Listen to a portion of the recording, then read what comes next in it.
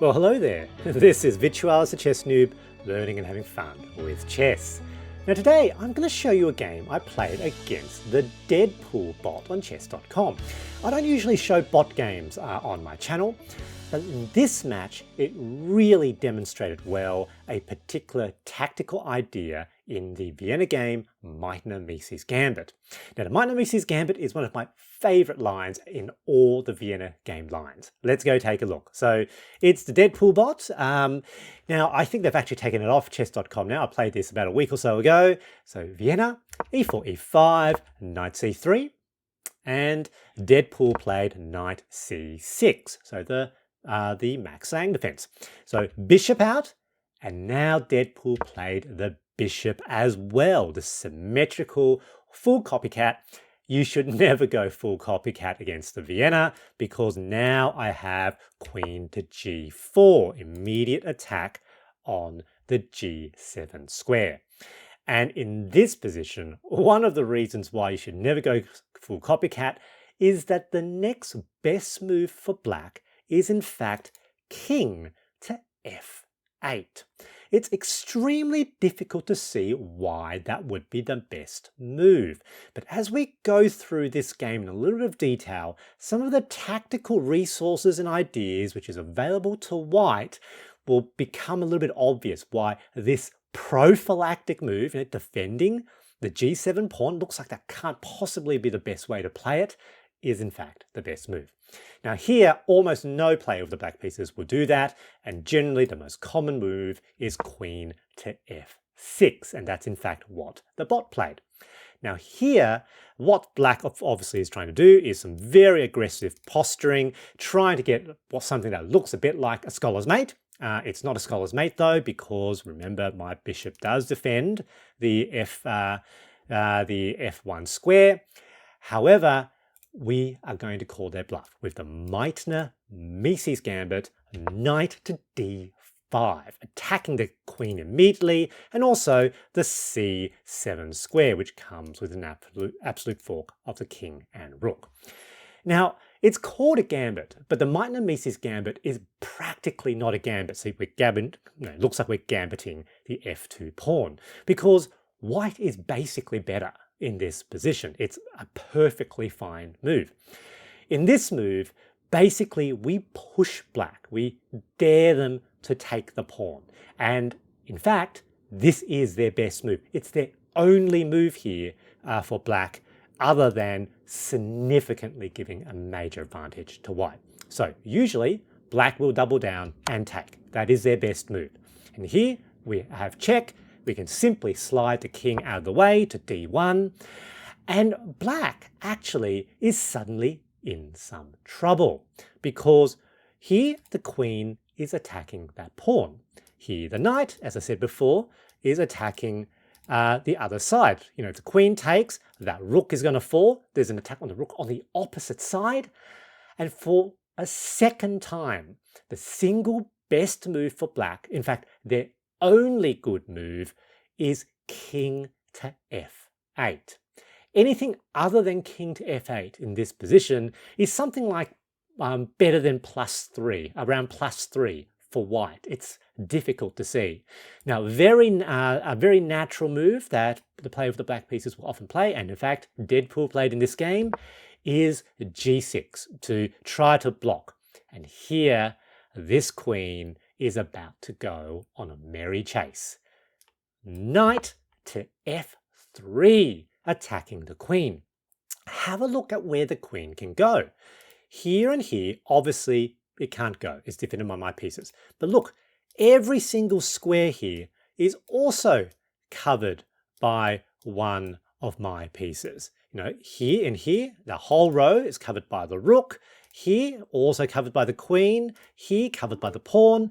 And so the only square, the only safe square for the queen here is queen to d4. So queen has to move again. And now we slam the door shut. d3. And black will probably see that c3 is coming next, and the queen has again nowhere good to go. Everything is covered, it's about to be trapped, and so black must move their bishop to give the queen an escape square. In this game, Deadpool moves the bishop to d6. That's not the most accurate square, but in reality, it doesn't matter a whole lot anyway. We're somewhere around +4, +5 territory now. We chase the queen. c3. Every move with development, queen is hassled, forced to move. Queen has one safe square again, which is c5. And now we have bishop to e3, a nice developing move for the bishop, again attacking the queen. Queen now has to go to another only safe square, a5. And here we attack again with the b4 pawn. And here the queen gives a check. We slide our bishop back, and the queen is now jammed all the way here to a6. Now, do you remember what I said about the knight? The knight being this is a strong tactical move? Well, look at the attack on the c7 square now. It's not just an absolute fork of the king and rook, but it's also a family fork of the queen. Really powerful. Now, ostensibly, it looks like it's defended by that bishop, and very commonly, people will move the bishop to that square, looking at defending that pawn. However, we now have the simple move, queen to f3, because the queen and bishop now look at the f7 pawn. Comes with check, and the bishop is needed to cover this square, f8, because otherwise we have queen check, king moves, queen to f8, and it's mate. So the bishop can't defend this square and this square simultaneously.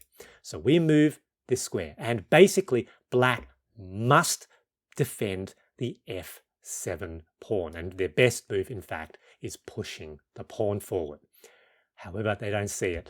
They play a move, b6, and you can see that's a blunder. In this position, we're about +7 because the queen is about lost, because we now have knight captures the pawn on f7, a brilliant move with the family fork. If the bishop takes the knight, we now, as I said before, queen check, king forced to move, and then that would be mate. So that is why that potential sacrifice is a brilliant move. Now the bot sees this, it is a check, king must move out of the way. Pretty much they only have one move really, which is only to d8. Obviously can't go there because that would be mate. If they go here, it ends up being the same. The king just loses an extra turn. So king now to d8, and the knight captures the queen. The queen actually, like in the first 12 moves, I think I counted it moved 7 times. This is how devastating this particular line is, the Meitner-Mieses Gambit. And knowing this tactic where the here in particular, the very, very strong knight captures the pawn, which comes with a check, but also potentially lining things up so you have a discovered attack on the f7 pawn. It's a really, really powerful tactical idea. Now, for the rest of the game, I'm going to go pretty quickly because now I'm +9 in material. Now, the Deadpool bot actually played reasonably well. I actually lost quite a few times to it, even though it's technically rated in the 1300s.